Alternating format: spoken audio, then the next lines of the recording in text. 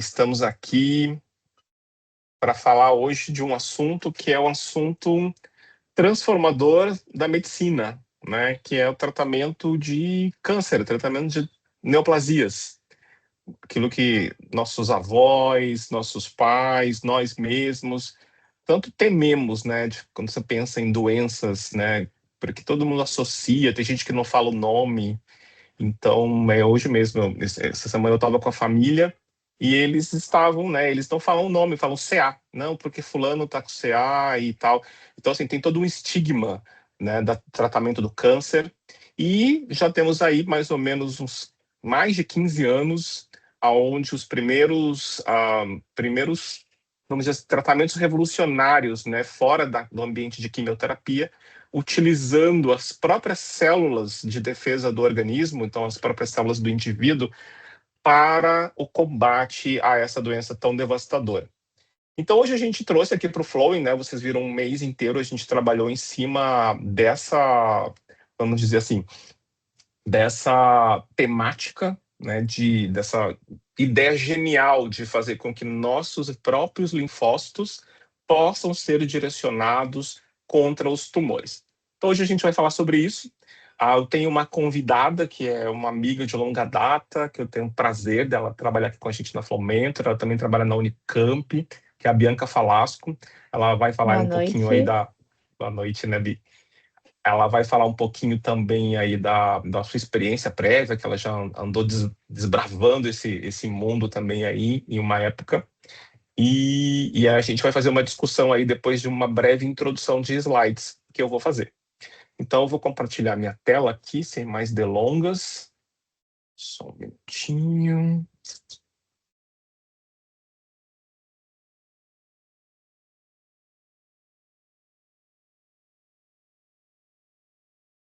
Falem para mim quando vocês estiverem vendo. Estamos vendo. Muito bem. Então, como eu estava falando, hoje a gente vai abordar aqui uma tecnologia tão maravilhosa e tão no início. Quanto mais a gente estuda sobre ela, a gente vê que ainda tem muita coisa para ser descoberta. A gente vai estar só levantando a tampa aqui da panela para que a gente comece a enxergar esse caldo, essa sopa aí de muita descoberta e que eu espero que inspire vocês, assim como me inspira, a estudar mais, produzir mais e tentar desbravar realmente esse mundo, tá? Então hoje a gente vai falar do CAR-T-cell, vamos falar aqui de vários conceitos de como é que funciona, porque é a primeira vez que a gente está falando disso aqui lá no Flow e na aula, né? E já vamos tocar aqui em alguns desafios laboratoriais. Afinal, a tecnologia está aí mais ou menos um pouco mais de 15 anos, como eu falei, e isso já temos alguma coisa para aprender e para compartilhar com vocês.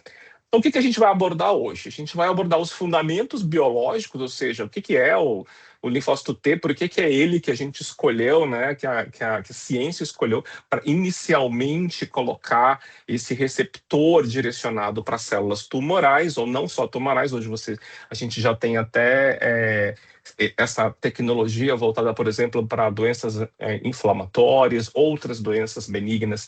Então, ou seja, a porta está só abrindo, sabe quando você está vendo aquele filme em que a pessoa vai lá, abre a porta e começa a ter uma claridade? É isso, a gente está nessa fase. Além desses fundamentos biológicos, a gente vai falar também da construção desse receptor quimérico, porque o CAR, ele é um receptor quimérico. Então, essa construção molecular do CAR, como é que é a molécula do CAR, como que isso andou na história, a gente já está aí caminhando para a quinta geração de CAR, e vamos falar um pouquinho também de vetores virais, que é justamente como a engenharia genética trabalha, né? Um dos grandes pilares é você utilizar a tecnologia do vírus, né? Afinal, o vírus ele tem uma maquinaria celular de replicação que a gente utiliza para o bem, né? Eu costumo pensar que eu sou um otimista de carteirinha, então eu sempre penso que tudo é para o bem. Então, mesmo aquilo que hoje é para o mal, a gente ainda não conseguiu enxergar o bem que tem.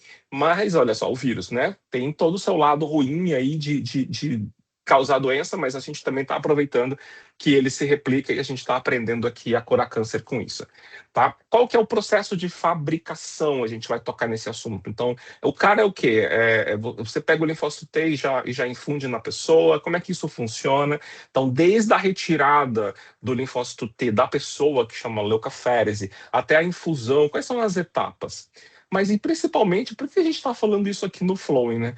Porque nos interessa, né, do ponto de vista laboratorial, citometria de fluxo, biologia molecular, como é que é feito todo esse processo e qual é o controle de qualidade. Ou seja, como você garante que é linfócito T, que o receptor está lá, que ele funcionou e que ele continua mantendo a sua viabilidade, né? Então, quais são os ensaios laboratoriais, como que a citometria age nesse processo todo e quais são os critérios de liberação para você dar o check, dar o ok e liberar esse produto para o paciente. E, claro, a gente ainda está, como eu falei no começo, estamos levantando a panela, a tampa da panela, então tem bastante barreira técnica ainda, tem bastante coisa que a gente não sabe, tem bastante caminho para trilhar, e com isso vieram também, por exemplo, quando você infunde no paciente, tem toxicidade ou não? Tem bastante toxicidade. É diferente da quimioterapia, mas ainda assim é toxicidade. E há 10 anos, 15 anos, a gente nem sabia e acabava tratando de outras formas, não sabia o que estava acontecendo. Né? Eu tive a oportunidade de participar do primeiro encontro, né, da Sociedade de CAR, foi em Paris, 2019, e assim, realmente o conhecimento assim, explodiu nesses 6 anos. Isso é 7 anos já, né?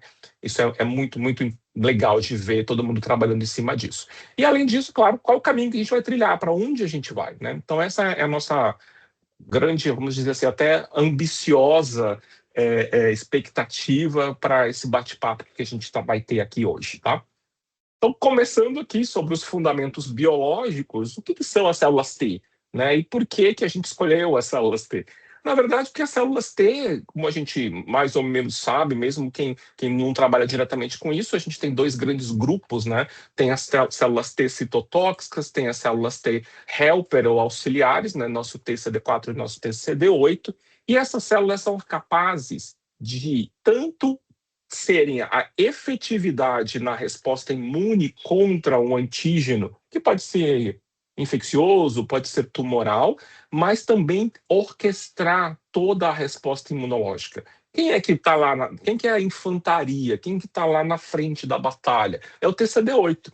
Né? O nosso TCD8, né, a nossa célula T citotóxica, ela reconhece o antígeno, vamos dizer, inimigo, o antígeno tumoral ou antígeno inflamatório, via o receptor de célula T, que essa célula tem, né, o TCR, mas o mecanismo de reconhecimento é através do complexo maior de histocompatibilidade classe 1, que é o MHC. Ou seja, esse é o caminho, essa é a chave, é uma chave fechadura. O TCR não consegue, vamos dizer assim, reconhecer o antígeno tumoral de uma outra forma. Então, é via MHC classe 1. Quando isso acontece, o que acontece no nosso linfócito TCD8? Ele secreta granzimas e perforinas que vão agir diretamente no tumor. Vamos agora falar só de tumor. E no tumor vai desencadear o mecanismo de apoptose com destruição celular. Ok, isso é o que acontece. Lembra que a gente sempre fala, quando a gente dá aula de qualquer tipo de neoplasia hematológica aqui no Flowing, a gente tem um câncer por dia. O que nos impede de ficar doente é nosso sistema de defesa. Nossos linfócitos, eles estão passeando pelo corpo, vigiando. Quando acontece uma divisão celular errada, o nosso sistema vai lá, reconhece via MHC e destrói o tumor.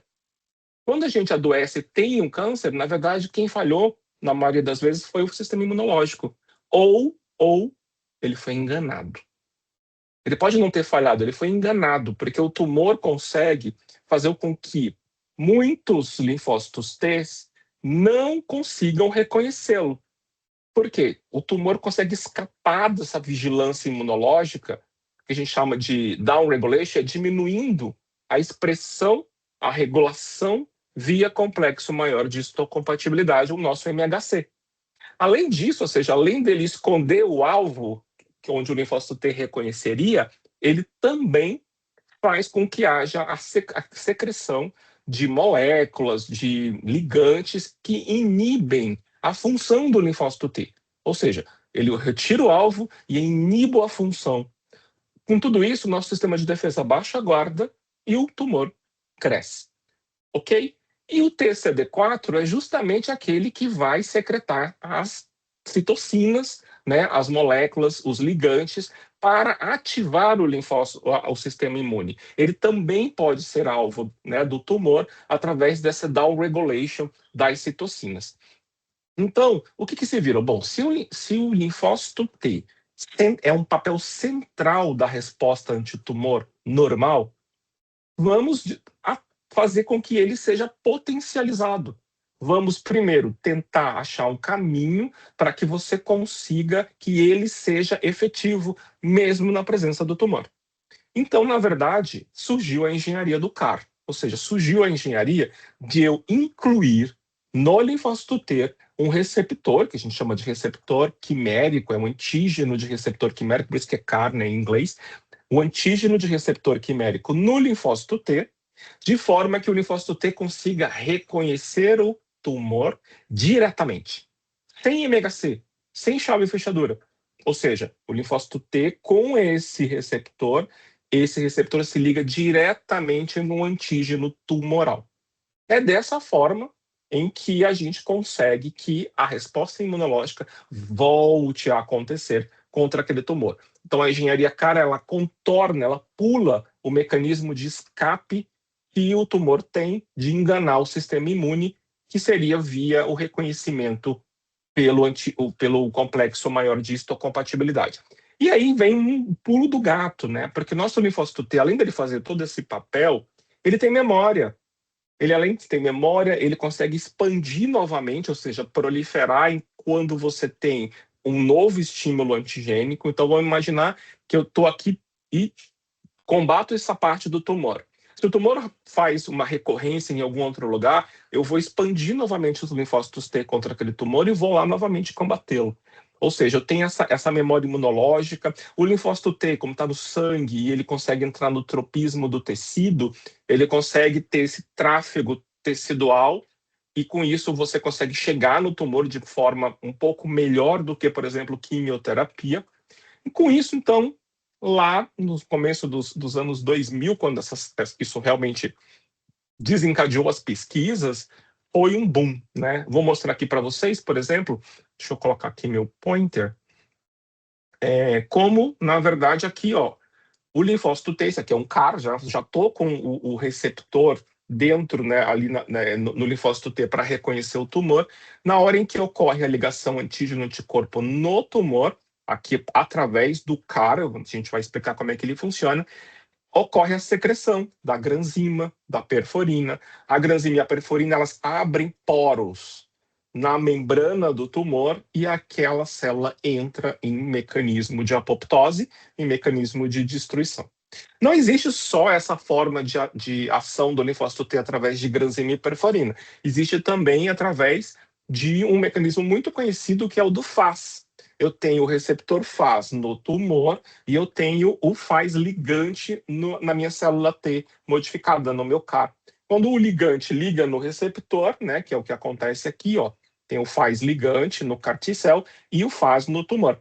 Eu vou induzir um mecanismo de segundo mensageiro, um mecanismo de reação intracelular, de ativação das caspases, né? E as caspases são as responsáveis por fazer com que a célula entre em apoptose.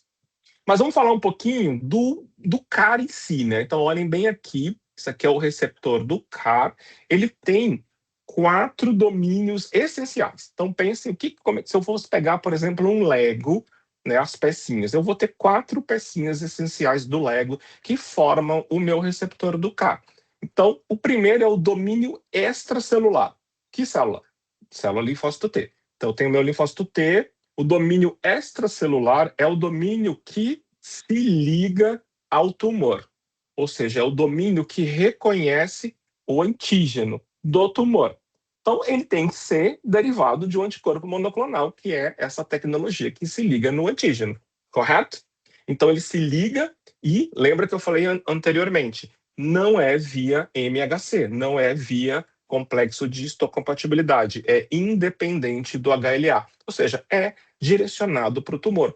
O receptor foi construído para isso. Por isso que tem o CAR anti-CD19, o CAR anti-BCMA, o CAR anti todos os tipos de tumor, de antígeno que você quiser desenhar.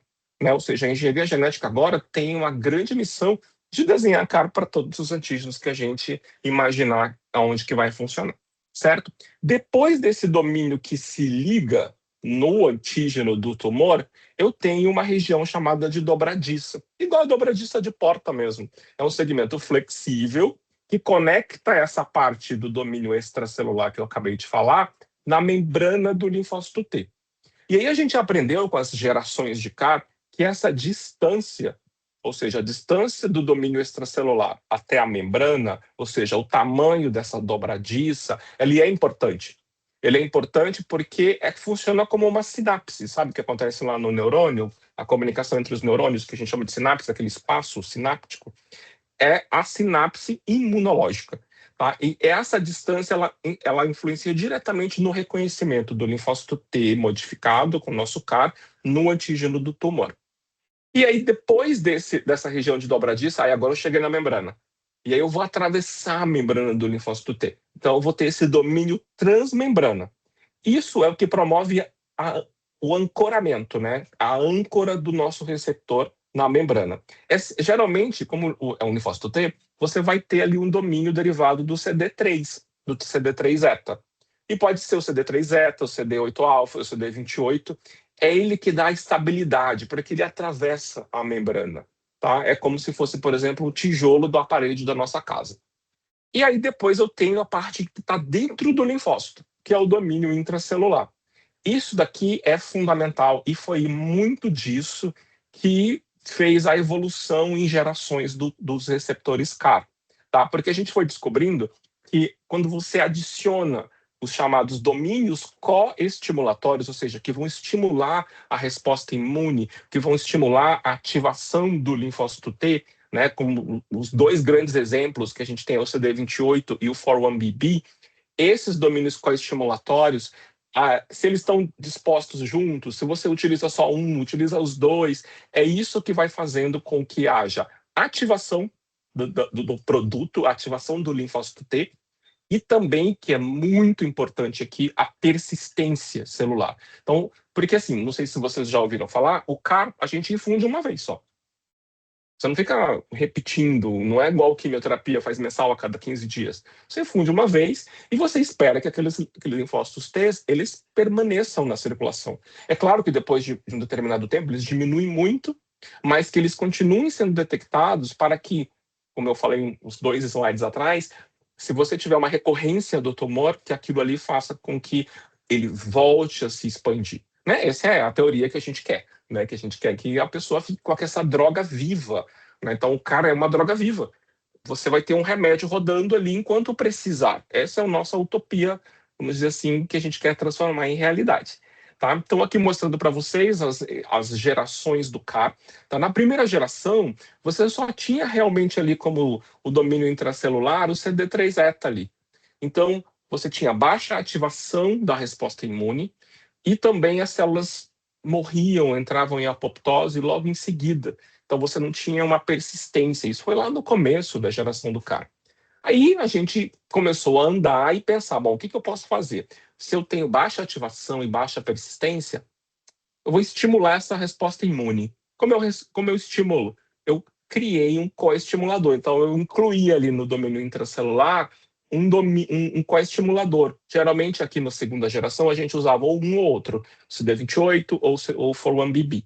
E aí eu consegui uma maior expansão, uma maior eficácia clínica. Agora eu já comecei a colocar os pacientes com algum tipo de resposta. Tá? Isso foi lá no começo também. A terceira geração é onde a maioria dos caras está hoje. Tá? Que você já tem o CD3-eta e 2 coestimuladores, um atrás do outro, né? O CD28 e o 4-1BB. Com isso, você conseguiu um potencial suprafisiológico, ou seja, agora meu linfócito T funciona melhor do que funcionaria se eu não tivesse tumor e não tivesse infundido o CAR. Ou seja, você tem uma resposta imunológica Plus, a mais, tá? Você é classe premium, não é mais classe econômica. E a gente tem já bastante pesquisa clínica com a quarta geração, que a gente chama Truck. A quarta geração, além de você estimular com essa parte do domínio intracelular, você incluiu no receptor citocinas. Ou seja, agora eu estou levando, por isso que chama Truck, é como se fosse, né, levar a própria resposta imune diretamente para o tumor. E com isso eu tento diminuir o microambiente, a resistência do microambiente tumoral. A gente vai falar sobre um pouquinho de como o tumor também se defende.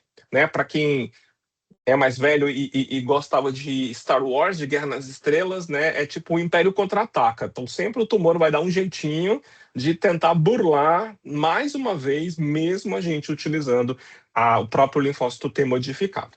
Tá? Hoje a gente tem alguns produtos já aprovados, né? Tanto pelo FDA quanto pela Anvisa, e a maioria deles está aqui, tá? Na segunda geração, com essa co-estimulação dos dois ali, um atrás do outro. Muito bem. Aqui é para mostrar para vocês, aqui essa figura já vai até a quinta geração. Então, a primeira geração eu tinha só o CD3-zeta aqui como domínio intracelular. Aqui eu tenho o domínio transmembrana, a dobradiça e o receptor. Tá? Esse é o receptor SCV que se liga ali diretamente no antígeno tumoral. Tá? Aí aqui na segunda geração eu tenho aqui já um dos dois ali, o CD28 ou 4-1BB, ou os dois ali mais juntos, tá? No domínio intracelular. Na terceira geração, eu tenho um seguido do outro, o que mudou bastante, na verdade, só essa mudança, vamos dizer, estrutural ali do CAR já trouxe um grande avanço aqui para as respostas, persistência e ativação do produto. E a quarta geração é o Truck. Olha só, eu consegui colocar um indutor de citocinas ali que vai mexer no microambiente tumoral, que vai diminuir a resistência do tumor, potencializando a ação do meu linfócito T. Tá? E a quinta geração, olha só o que a gente já está pesquisando. É realmente assim, eu estou levando o caminho, né? Estou levando, é como se fosse o Mercado Livre ou a Amazon, levando diretamente o produto até a sua casa. Então aqui eu estou levando, além de citocinas, eu estou levando indutores de STAT3, interleucina 2, né, do receptor, que vão atacar diretamente a expressão genética do tumor. Então eu sei, é um tumor X, e eu consigo saber que eu vou mexer na expressão genética dentro da célula do tumor, eu coloco aqui dentro da construção do meu CAR. E como é que faz isso, Rodrigo? Como é que coloca esse receptor nas células? Bom, engenharia genética, gente, é aquilo que eu falei lá no comecinho, no primeiro e no segundo slide. Vem muito do estudo de como os vírus fazem. Os vírus são micro-organismos, são seres vivos, né, de milhões de séculos, né? Especula-se que eles já estavam aqui, a Terra estava esfriando. E como eles estão aqui até hoje? Como que de vez em quando aparece um vírus novo? Porque a maquinaria genética deles é tão simples, mas tão poderosa, que nos ensina como fazer as coisas. Então aqui a gente tem, por exemplo, para mexer criar receptores quiméricos, como o CAR, por exemplo, para o linfócito T, a gente usa a tecnologia dos vírus lentos, né, dos lentivírus. Já utilizamos antigamente a dos retrovírus, que são um pouco mais antigas, e a gente também tem formas, vamos dizer, de fazer isso sem depender dos vírus, tá? Mas vamos falar, por exemplo, o que a gente está fazendo hoje. Hoje a gente usa o lentivírus, que é o nosso padrão ouro, tá? Ele consegue colocar lá no gene para fazer o receptor em células que não estão em divisão. E é diferente, por exemplo, quando a gente usava os vetores retrovirais. Nos vetores retrovirais, eu precisava da célula dividindo. Isso era muito mais complicado e muito mais difícil também. Tá? Eu tinha até uma velocidade maior de produção, mas o perfil de segurança era muito ruim. Primeiro que eu tinha que ficar usando célula em divisão. Né? Com os lentivírus, eu não preciso disso. Eu tenho um menor risco, já que elas não estão se dividindo, eu tenho um menor risco de colocar uma mutação sem querer ali, né, como acontecia, por exemplo, nos retrovírus. Tem uma eficiência na pesquisa e na clínica de 30% a 70% ali do linfócito T, utilizando os lentivírus. Mas eu posso utilizar também para criar esse receptor alternativas que a gente chama de alternativas não virais. Então, tem tecnologia de eletroporação, os transponsos, né, que tem o Bela Adormecida, o piggyback, e o que a gente sonha aqui, que é a edição, né? Eu até sempre penso assim, puxa, por IA acho que a gente consegue fazer muita edição genética, né? Que a gente utiliza a tecnologia do CRISPR-Cas9, né? Que é essas plataformas onde você tem as suas tesourinhas, você diz, eu quero que corte aqui no DNA e aqui, ou, né, ou no RNA, e que você produz proteínas conforme o freguês, né, conforme a demanda. Então, essa é todo um embasamento. Como é que eu consigo o linfócito T para fazer tudo isso? Né? Porque para eu colocar, seja com vetor lentivírus, com retrovírus ou com eletroporação de mRNA, eu preciso ter um linfócito T. Poxa, o linfócito T está na pessoa. Bom, então eu preciso tirar esse linfócito T da pessoa. Então esse é o processo de fabricação do CAR-T autólogo, que é o que a gente usa hoje, embora a gente está tentando já, como eu vou falar mais tarde ali, avançar um pouquinho aqui e já ter um CAR-T na prateleira. Já pensou, você entra na Droga Raia, na Drogaria São Paulo, e tem assim uma prateleira CAR-T do lado do Tilenol e do Eno, né? Só para você já utilizar ali no paciente. É o futuro, gente, vocês vão chegar lá. Né? Então, como é que a gente faz hoje? Eu preciso passar num processo de leucaférese. Ou seja, eu preciso retirar os linfócitos, né? A gente faz isso no setor de terapia celular, aonde vai na férese, normalmente, né, no banco de sangue, igual a gente retira a plaquetoférese. Você programa, retira os linfócitos vão passar por um processo de seleção, e aí a gente entra, né, citometria de fluxo, porque eu preciso escolher quais são os melhores linfócitos. Isso são anos de estudo para saber o melhor perfil. Quem é? É o CD4? É o CD8? É o 4 e o 8? É a célula naive? É a célula de memória? É a célula que está ativada? É a exausta? Quais são as melhores células? Qual é o melhor mix? Né? Então é isso que a gente está cada vez mais, porque depois a gente descobriu que para cada doença tem um perfil diferente. Então, ou seja, tem bastante coisa para a gente descobrir, tá? Então a gente faz a seleção ex vivo, né, no laboratório. Daí a gente entra no processo de transdução, ou seja, eu vou colocar o CAR, né, selecionei as células, agora eu vou colocar o CAR através do lentivírus, o que a gente usa bastante hoje. Vou expandir com tratamento de citocinas e outras moléculas essas células para produzir o meu produto, né, o meu quanto de tipo de célula que eu quero, e depois eu formulo o produto e infundo no paciente. Isso hoje já melhorou bastante, mas dura em torno de 2 a 3 semanas, 14 e 21. Agora você pensa, a gente tem um paciente com leucemia, né, linfoblástica aguda B, que a gente tem produto aprovado, ou um linfoma do manto, ou mieloma múltiplo. Será que esse paciente pode esperar 3 semanas para receber um CAR? O processo de aprovação, e isso faz parte da ciência, demora algum tempo, né? Tipo, você não pode usar já de cara no paciente que chegou em primeiro tratamento. Só que quando o paciente recai, normalmente ele já está mais grave. Às vezes não dá para esperar. Primeiro você tem que colocar ele na máquina, retirar os leucócitos, mandar para o setor de manufatura. E ele fica esperando ali. Né? É claro que ele vai receber tratamento, você tem vários protocolos de ponte, tem um protocolo que você tem que fazer a linfodepleção, você retirar os linfócitos dele, para poder você colocar os do cários e eles ali meio que não competirem, entendeu? E depois disso, realmente, é que o paciente recebe. Todas as etapas, você está mexendo com célula viva, né? Um bioproduto, elas são muito regulamentadas, o que é ótimo. Aí a gente tem que, isso é rastreado, tem todos os protocolos de segurança e de biossegurança que precisam existir. Então, por isso que o CAR também é uma tecnologia, a gente fala que é a alta gastronomia, né, do tratamento do câncer. Bom, e aí, como é que a gente chega no controle de qualidade?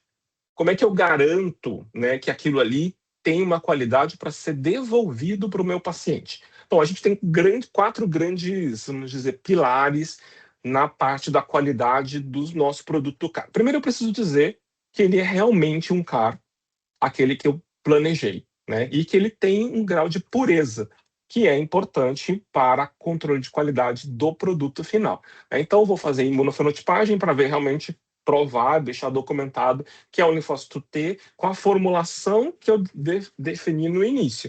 Tá? Eu preciso mostrar qual é a porcentagem daquele produto que tem expressando a molécula, né, o receptor quimérico, e as células precisam ser viáveis. Eu preciso ter mais de 70% de viabilidade no mínimo. Tá? Então, com isso, eu defino o meu produto e digo, realmente isso aqui é um linfócito TK que eu programei lá no começo. Preciso mostrar que tem segurança microbiológica, que não houve nenhum tipo de contaminação com agentes infecciosos, né? Então ele tem que estar estéril, não pode ter micoplasma, não pode ter endotoxina acima do limite utilizado. Preciso saber se eles realmente funcionam, né? Então tem os ensaios de citotoxicidade contra a célula-alvo, que é a célula que eu estou estudando.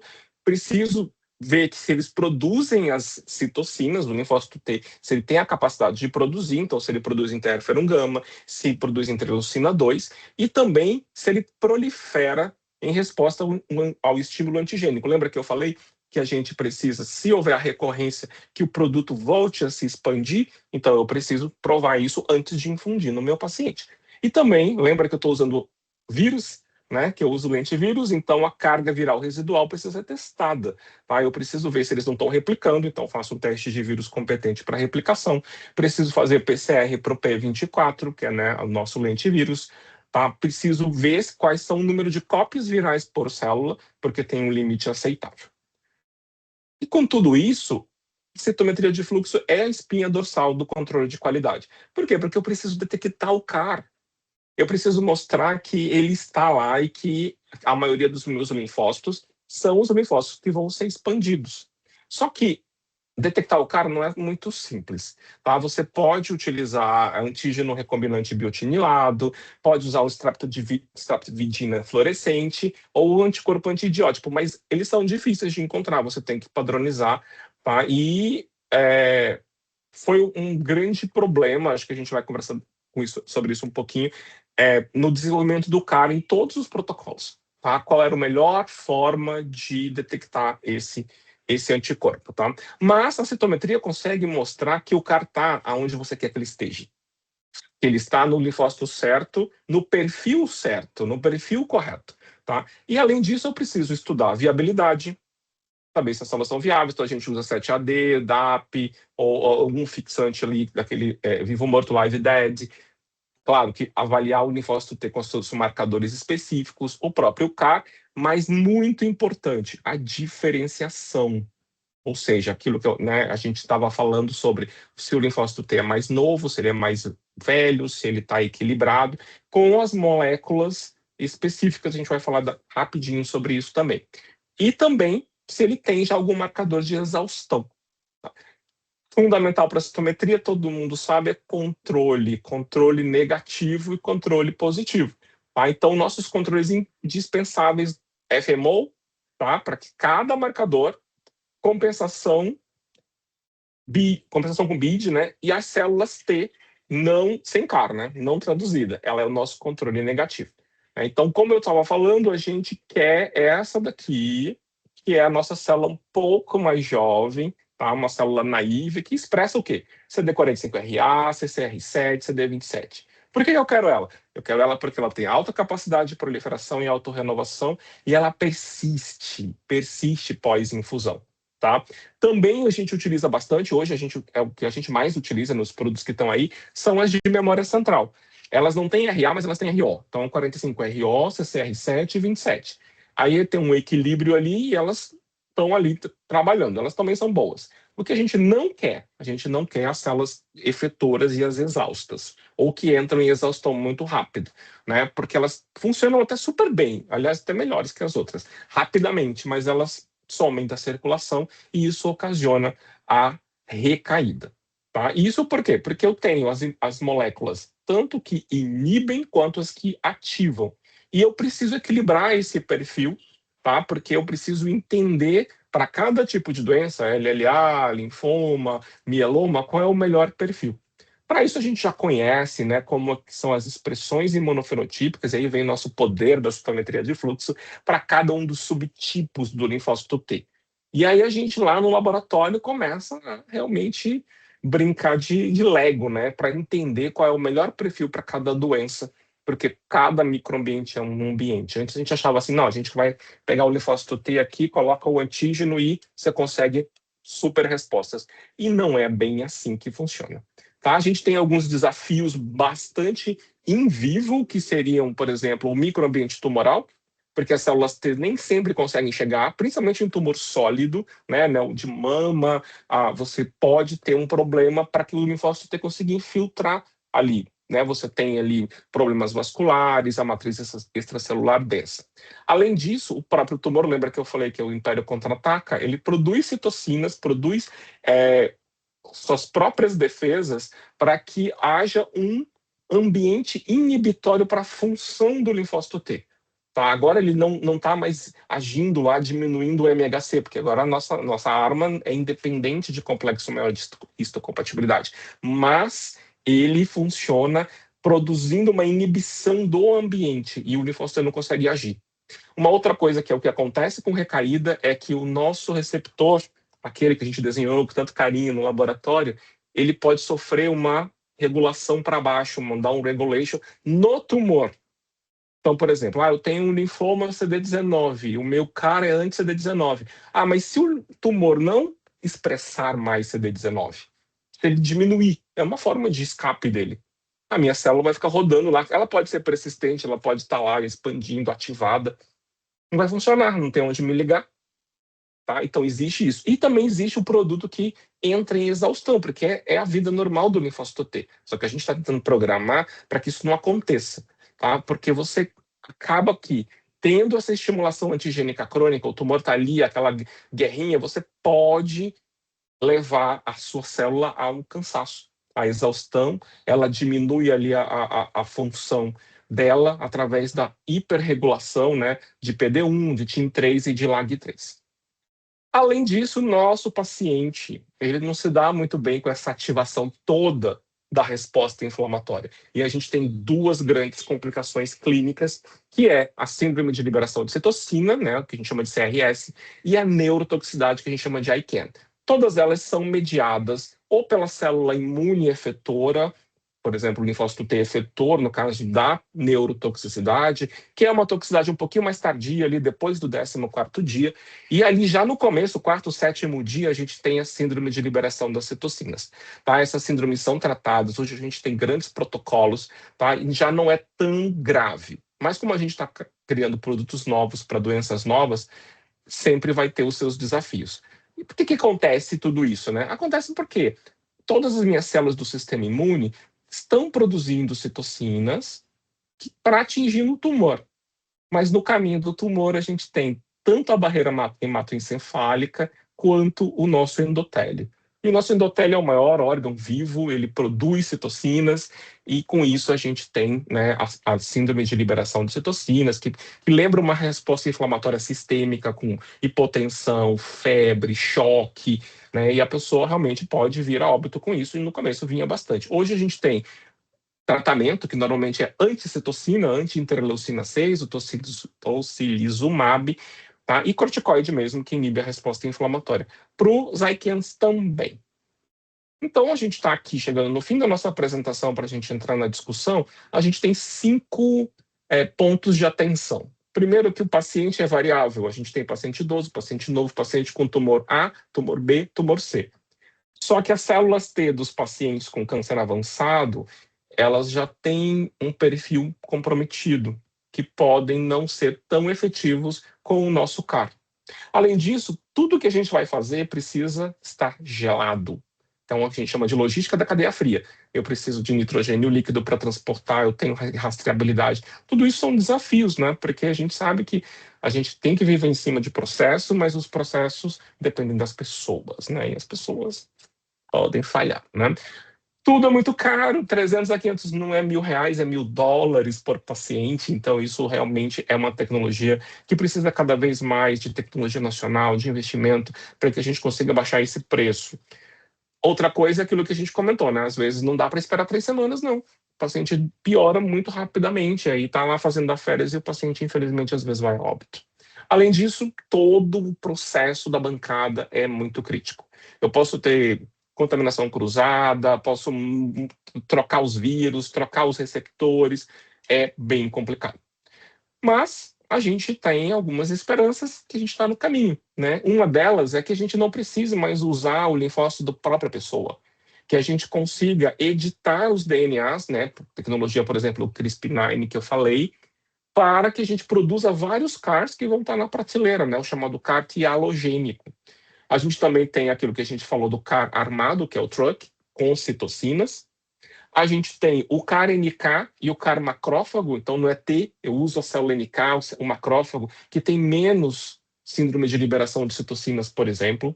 Eu tenho ainda o gated, né, que a gente chama, que é o logic gated, aonde você vai diretamente no circuito molecular do tumor, então você dá uma maior especificidade e você pode chamar já agora de realmente o Mercado Livre, né, que é o in vivo CAR, aonde você leva por nanopartículas o CAR até o tumor. Ou seja, você pega uma vesícula, por exemplo, lipídica, coloca o CAR ali e leva direto para o tumor. Ao invés de tirar o linfócito e fazer ex vivo, você induz diretamente ali no tumor. Então, nossas conclusões aqui é que a gente conseguiu uma forma de pular o reconhecimento via complexo maior de histocompatibilidade, a gente conseguiu estimular a resposta imunológica, temos que trabalhar com muita seriedade no controle de qualidade para suplantar os nossos desafios, né, que ainda são, por exemplo, o microambiente, o escape antigênico, a toxicidade, o custo, mas o futuro é promissor. Tá? A gente tem aí bastante trabalho para fazer. Agora eu vou parar de compartilhar minha tela, vou chamar a Bianca aqui para a gente bater um papinho aqui nos nossos últimos minutinhos.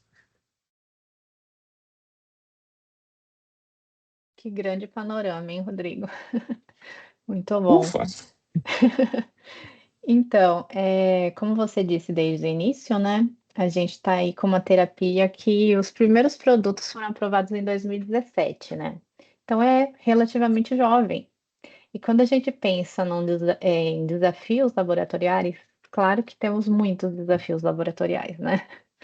E você trouxe também aí as inovações, né? O que está se pensando para poder suplantar algumas dificuldades que foram sendo trazidas a partir do momento que esses primeiros produtos foram sendo utilizados, né? Primeiro nos ensaios clínicos e agora comercializados. Então, aí, para a gente tentar fazer um pouco de um recorte dentro de tudo isso, porque é muito difícil, assim, muitas nuances para a gente conversar, né? Quando a gente fala em desafios, eu pensei em que o que a gente teria que conseguir, né, pensando em tudo que você falou e tudo que a gente tem visto aí no que tem acontecido após essas aprovações, é que a gente consiga, nos testes pré-clínicos, né, sejam eles in vitro, in vivo, reproduzir integralmente uma complexidade biológica que a gente que esse produto, né, vai encontrar no paciente e prever os desfechos clínicos, né? E aí a gente tem múltiplas possibilidades, como você já trouxe, né? E como utilizar essas possibilidades, quais são elas, como utilizar. Então a gente tem a questão do custo, né? Então, quando eu vou utilizar uma tecnologia melhor, quando eu vou fazer diversos testes para tentar suprir todas essas variáveis, eu vou aumentando o meu custo. Então, os meus, né, até eu conseguir colocar esse produto no estudo clínico, eu vou ter muito mais tempo, né, de testes, um custo muito mais alto, né? Qual que é a viabilidade disso, né? E aí a gente começa a pensar, mas como que foi lá com os primeiros produtos, então, né? Porque tudo isso só surgiu depois que eles já estavam sendo utilizados, né? Como que foram os testes pré-clínicos dos primeiros produtos? Então, só para a gente relembrar, o Rodrigo falar um pouquinho, mas só para a gente recordar, nós tivemos então os dois primeiros produtos aprovados nos Estados Unidos, né? Que então o primeiro foi o Kymriah, né, o nome comercial, que foi desenvolvido lá por um grupo da Universidade da Pensilvânia e comercializado pela Novartis, né, comercializado, manufaturado pela Novartis, tá?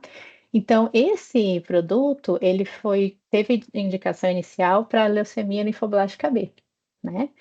E a composição dele, né, ele é a plataforma lentiviral, tá? E ele tinha como domínio coestimulatório 41BB, certo? E com isso, o que que a gente percebeu, né? Que esse produto, então, ele tem, né, na verdade, ele tem uma apresentação mais robusta, né, e uma persistência maior. E com o 4.1-BB, a gente tem a estimulação das populações de memória, né? Então, tanto de memória central quanto a Extended Cell Memory, né? As células de memória, tá? Então, a gente tem esse perfil de persistência maior. Então, ele é mais controlado, digamos assim, no início, né? E ele tem uma maior persistência. Já o outro produto que foi aprovado no mesmo ano, que é o Yescarta, né, que foi desenvolvido ali pelo Instituto Nacional do Câncer e comercializado pela Kite. Ele é uma plataforma retroviral, que o Rodrigo já mencionou aí, né, os prós e os contras, e o domínio coestimulatório CD28. Então, com esse perfil de construção do CAR, a gente tem uma ativação muito mais intensa no início, tá? E aí a gente perde um pouco na persistência. Por quê? Porque daí eu caracterizo esse produto com células T mais efetoras, tá? A primeira indicação desse produto foi para o linfoma difuso de grandes células B, né? E aí, a partir disso, a gente pensa, e como que foi? Não, então, né, o que a gente tinha perguntado inicialmente, como que foram esses testes pré-clínicos? Será que eles previram tudo isso que poderia acontecer, né? Que esse tipo de população celular que ia compor o produto, as toxicidades que a gente viu depois, então, não, né? Então, não foi possível nos testes, né, desses primeiros produtos prever principalmente as toxicidades, tá? Então, eles fizeram, né, falando ali da questão do laboratorial mesmo, foram feitos, focou-se naquilo, né? Vamos provar que esse produto que a gente construiu ele é capaz de matar as células tumorais. Então, a base dos testes pré-clínicos, tanto in vitro quanto in vivo, foram os testes de eficácia, né? Então, esse CAR é capaz de matar o tumor? Então, foram feitos culturas de células, co-culturas, né, de células tumorais, de linhagem que expressava o antígeno, que nesse caso era o CD19. Tá, e aí, pensando já, né, um pouquinho nessa questão, as células de linhagem, elas são células relativamente homogêneas, né? Então, eu não tenho a variabilidade, principalmente quando a gente pensa em densidade antigênica, que eu tenho num tumor, né? Que eu tenho numa neoplasia hematológica ali. As próprias células, mesmo neoplásicas com relação à expressão do antígeno, né? Então, a gente tem um contexto que não reproduz exatamente o que eu tenho em vivo, tá? Aí só falando da linhagem que foi utilizada. E aí, para simular o papel do linfócito T, foram utilizadas também células de linhagem de leucemia linfoblástica T, que são as células de Urcat, que elas não expressam TCR alfabeto. Então, por exemplo, acabava aí diminuindo, né, a doença do enxerto versus hospedeiro quando eu utilizava essas células em uma plataforma em vivo, como os camundongos, por exemplo. Então, se fazia isso, colocava-se lá em cultura as células de Orcat, transduzidas com o CAR, né, para expressar o CAR, em contato com o tumor, as células de linhagem tumoral que expressavam o antígeno alvo, e via-se se matava ou não matava, tá? Então, era basicamente isso. Parece super simples, não é super simples, mas digamos assim que é o básico, tá? E aí mediu-se também a produção das citocinas, como o Rodrigo mencionou, né? Que essa resposta ela não está simplesmente ligada à citotoxicidade ali da liberação da perforina e da granzima, mas também na produção de citocinas, que desencadeia toda uma resposta imunológica, que aí no caso principalmente é L2 e interferogama, tá? E os modelos murinos, né, que foram aí os testes in vivo, eles tinham basicamente o mesmo objetivo: verificar se em um sistema vivo as células T matavam o tumor, tá? E aí então utilizaram modelos murinos imunodeficientes e infundiam, né, células humanas com a expressão do CAR e verificavam se matavam o tumor, que eram células também humanas aí, no caso, com a expressão do CD19, tá? Nesse contexto, o que que a gente tem, né? Mesmo no modelo in vivo, a gente não tem toda a complexidade do sistema imune, porque eram modelos imunodeficientes, tá? Então aí a gente já percebe que a gente não consegue, né, prever a complexidade que ia acontecer quando essas células entrassem no organismo do paciente, tá? Uma coisa interessante foi a escolha do antígeno, né? Porque o CD19, ele tem uma expressão homogênea nas células B e acaba então tendo um baixo efeito que a gente chama de on-target of tumor, ou seja, ele não tem expressão do antígeno 19 em outras células do organismo, só nas células B.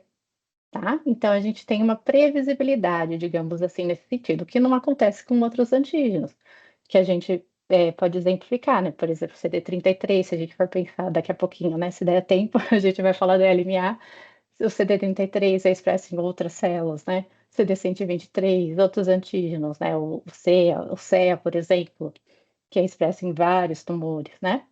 Bom, e também em células normais. Então, a escolha do CD19 foi muito trouxe uma segurança, né, para eles. E aí, é o que era sabido, né, que geraria uma aplasia de células B que era manejável com imunoglobulina. Então, o que que se optou, né, no caso pelas agências regulatórias, primeiro o FDA e depois a agência europeia, foi aprovar com base nesses estudos pré-clínicos e in vitro e in vivo, que provava a eficácia da terapia e manejar de forma muito controlada os possíveis efeitos clínicos.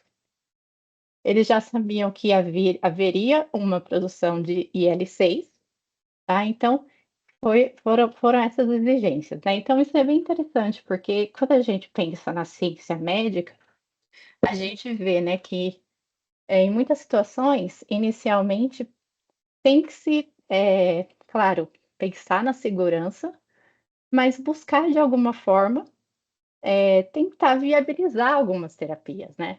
Então foi por causa dessa postura que, claro, tentou, ali de alguma forma, eh, cercar a segurança, né, fazendo um manejo clínico muito rigoroso, mas não se exigiu essa comprovação, essa predição da toxicidade antes dos ensaios clínicos, tá. Isso é bem interessante de a gente pensar. E hoje é claro que a parte regulatória também evoluiu junto com tudo isso. Então lá naquele momento não se tinha uma regulação, né, voltada para esse tipo de terapia. E essa regulação ela evoluiu e hoje, por exemplo, as exigências são muito maiores. Então hoje se exige uma constatação muito mais robusta de como esse produto, né, que agora temos diferentes estudos clínicos, assim, muitas variações de CAR, de diversas formas, né, de terceira geração, de quarta geração, com 2 alvos biespecíficos, com produção de citocina, com sequestro de citocina, enfim, uma variedade muito grande, e exige-se hoje, em termos regulatórios, né, que tenha-se muito mais predição nos ensaios, que eles sejam muito mais robustos, tá. Bom, e aí, o que mais que a gente pode pensar nesse sentido, né? Pensando aqui que a gente falou um pouquinho dos modelos, in vivo, tá. Como que a gente poderia, né, e como que foram os outros grupos que vieram posteriormente, pensando como avaliar o papel dessa terapia, desse produto, né, de terapia num modelo murino, no caso, um modelo vivo, que pudesse prever toxicidade, né, que pudesse prever um contexto, de heterogeneidade tumoral, de microambiente supressor, como o Rodrigo mencionou, né. Então a gente, tem algumas possibilidades de utilizar modelos humanizados, tá, fazendo a infusão de células CD34, por exemplo, mas isso, eleva muito o custo desse teste, tá, porque é muito difícil, né, de produzir esse animal, no caso, né, para ser utilizado. Outra possibilidade também é a gente utilizar o próprio, modelo murino mesmo, imunocompetente, né, e fazer a infusão de células CAR murinas e de um tumor murino. certo? Mas daí eu consigo avaliar, né, tanto a eficácia, consigo avaliar como que vai ser essa resposta, porque eu vou ter o sistema imune em funcionamento, mas não é um sistema imune humano. Então a gente tem certas diferenças entre a resposta imune humana e a morina. Então ainda se tem essa dificuldade na reprodução. Quando a gente pensa nos modelos in vitro mesmo, tem algumas outras opções também. Então, hoje a gente tem a possibilidade de você usar células primárias de paciente, né? Então, você extrair o tumor, fazer um processo de dissociação daquelas células e utilizar in vitro para fazer junto com uma matriz de gel, né? Matriz gel, você coloca aquelas células e nisso você também pode aproveitar desse processo e possibilitar que outras células daquele microambiente do tumor também estejam ali naquele modelo in vitro, né? Isso aproxima muito mais de uma situação real, no sentido de ter células que possam ali expressar moléculas imunossupressoras, de produzir citocinas imunossupressoras, que vão simular mesmo o contexto do tumor, além da dificuldade, né? Então, hoje já vamos entrar na questão, já que já estamos em cima da hora, vamos entrar na questão dos tumores sólidos, né? Porque ainda a gente tem tanta dificuldade, não tivemos nenhum produto ainda aprovado para os tumores sólidos. Justamente por isso, né? O tumor sólido, ele traz uma heterogeneidade tumoral, uma complexidade do microambiente que ainda a gente não conseguiu reproduzir, né, nos ensaios pré-clínicos, de forma a saber o que teríamos que fazer nesse contexto, né, para que a terapia CAR fosse efetiva nesse contexto do tumor sólido, né. Então a gente tem principalmente a dificuldade de infiltração no tumor, que é diferente nas neoplasias hematológicas, não precisa infiltrar no tumor, né. Então, nos tumores sólidos, a gente precisa que esse CAR infundido no paciente chegue no tumor e infiltre o tumor. Precisa que ele drible todo o microambiente imunossupressor, que a gente já comentou aqui, né?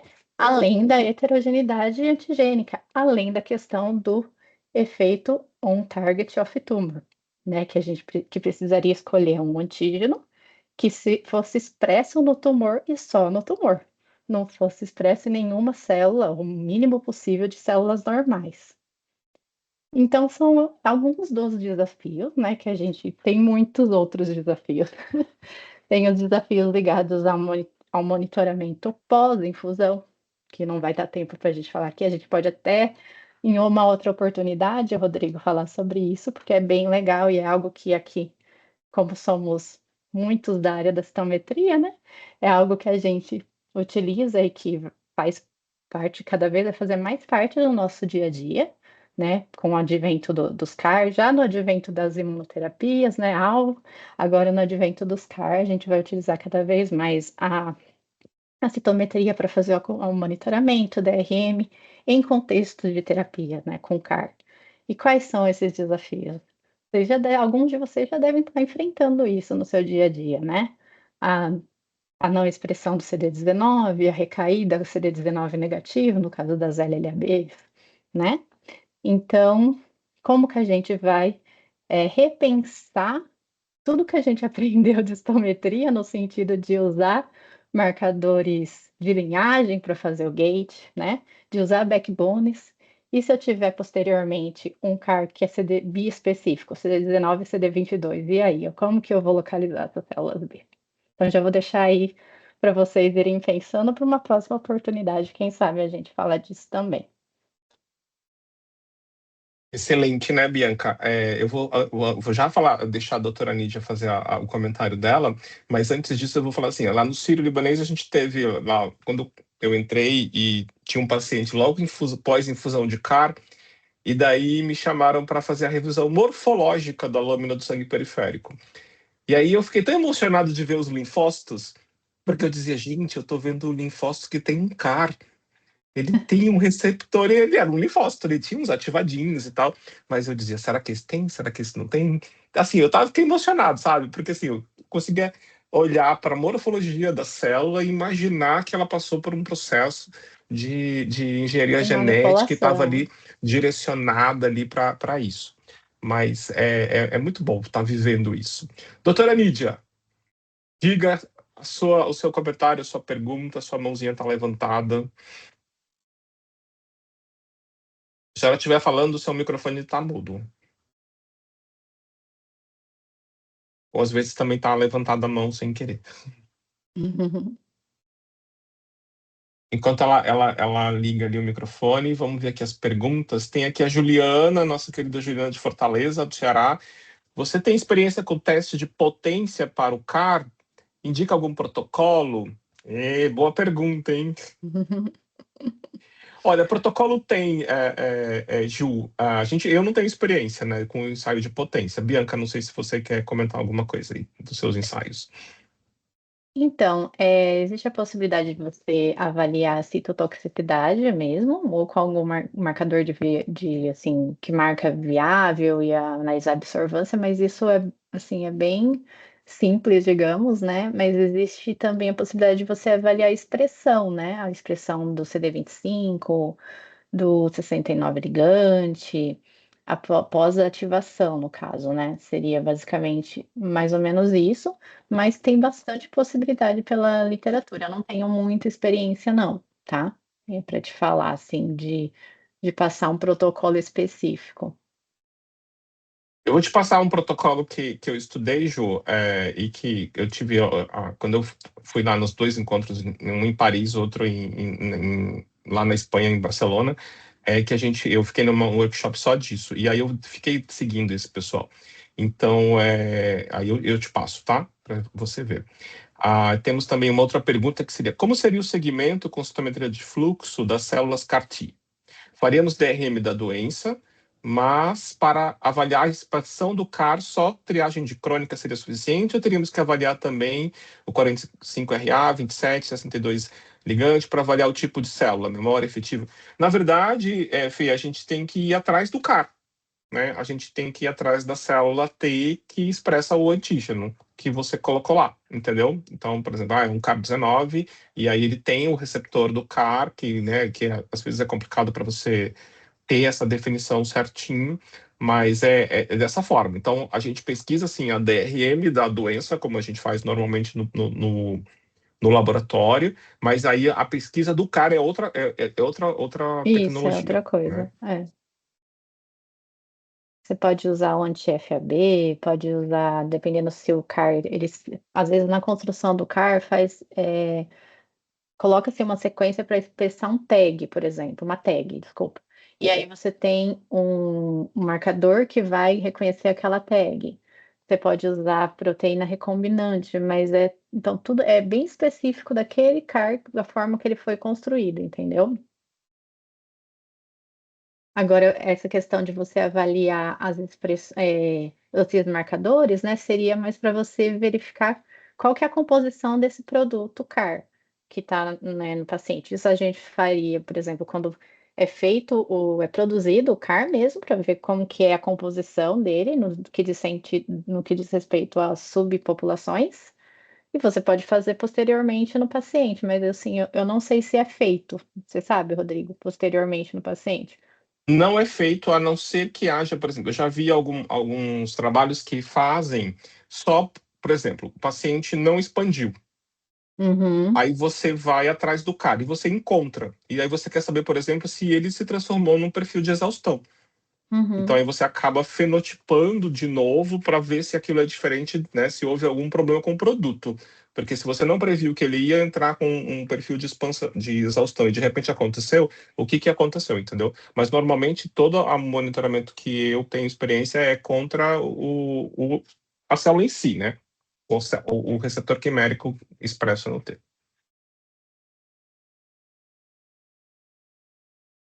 Muito bem, aqui tem o Cláudio. Você falou na morfologia. Existe um padrão resposta boa e ruim no hemograma tradicional? Não tem, Cláudio. O que a gente viu é toda a infusão pós, primeira, segunda semana, que aí entra todo dia, né? O hemograma, você tem um monte de resposta de linfócito ativado, tá? Então você tem um monte de linfócito atípico. e não necessariamente a pessoa tem, por exemplo, um quadro inflamatório infeccioso, né? É um quadro realmente de ativação. Você está vendo a coisa acontecer. A célula abrindo, ativada, emite pseudópito. É um quadro de linfocitose atípica.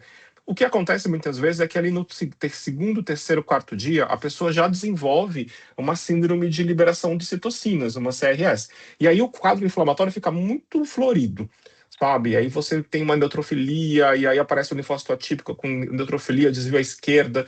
Então fica aquele hemograma da UTI, sabe? O hemograma do paciente grave. E aí isso geralmente passa, você entra logo com a terapia, ali por volta do 7º dia, né, já baixa um pouquinho todo esse quadro, e aí lá para o 14º, 15º vai ter o quadro neurológico, que não dá muita repercussão no hemograma, apesar de também ter linfocitose atípica.